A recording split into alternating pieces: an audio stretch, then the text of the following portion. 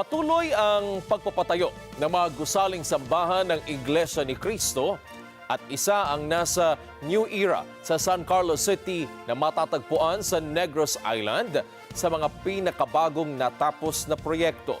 Alamin natin ang detalye sa ulat ni Weng de la Fuente. Binubuo ng 18 mga barangay ang San Carlos City sa Negros Occidental. Sa 2020 census ng Philippine Statistics Authority, aabot lamang sa mahigit 130,000 ang naninirahan sa lungsod. Dito na sa New Era Street, ipinanganak at nagkaroon ng sariling pamilya si June Lovell Co. Nasaksihan niya ang naging pag-unlad sa lugar na nagsimulang mabagal ngunit ngayon ay mabilis na. Maging ang pagsulong ng Iglesia ni Cristo ay naging kapansin-pansin mula sa maliit na kapilya, ngayon ay lumaki na at dumami ang mga kaanib. Lahat tao dito sa San Carlos, nakita nila yung simbahan na mula start ng construction, solid talaga. Tapos yung mga gamit lahat, yung mga material galing Manila. At saka yung nagtrabaho, member ng Iglesia ni Cristo. Sa pagtitindig ng bagong 750-seater na gusaling sambahan ng Iglesia ni Cristo sa lugar, hinangaan din ng mga construction workers na naging kasangkapan sa pagtatayo nito. Katapat ng bahay ko, nakita ko na ang skill talaga nandyan sa kanila. Tapos ang safety first mula doon sa itaas, saka yung pagpinting.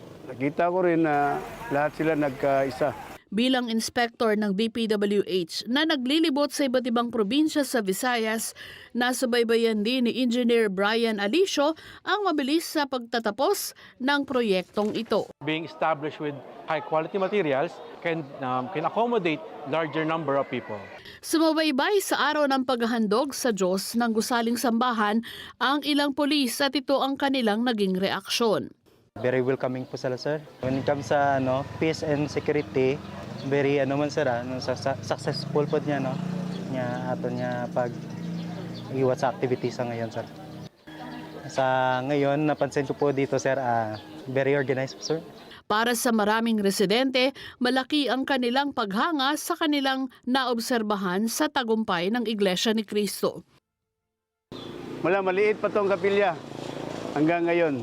Kahit po ako hindi Iglesia ni Cristo, dyan nakita natin yung leadership, walang corruption.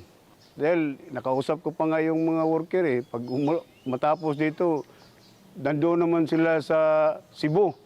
Mula sa dati nitong 280 seating capacity, may kakayahan ng bagong gusaling sambahan na makapaglula ng 750 katao sa isang pagkakataon.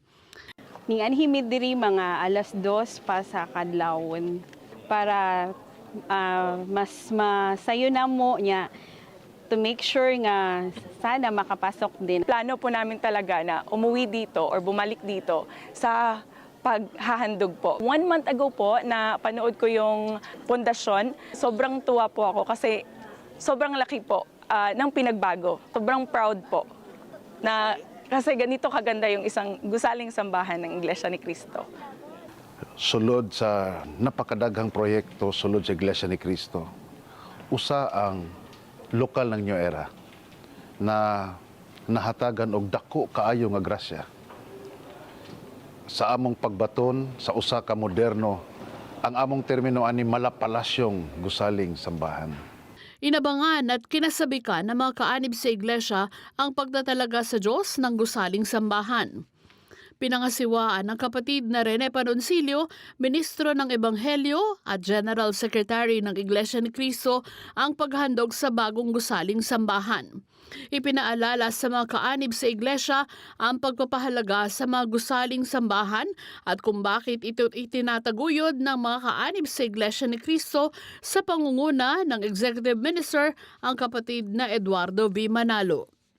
Buong kagalakan po na nagpapasalamat kami sa atin pong tagapamahalang pangkalahatan, kapatid na Eduardo V. Manalo, sapagkat pinagtibay po at ipinagkaloob sa aming distrito ang isang napakaganda at makabagong gusaling sambahan.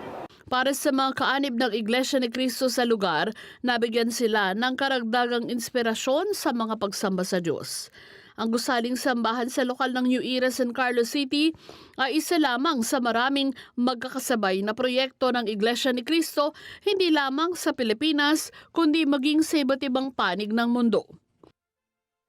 Isa pa sa inaabangan ng mga kaanib sa Iglesia ni Cristo, lalo na ng mga Negrense, ay ang pagtatapos ng malaking gusaling sambahan sa Bai City na matatagpuan din sa Negros Island. Weng de la Fuente para sa Mata ng Agila, matatag, matapang, matapat.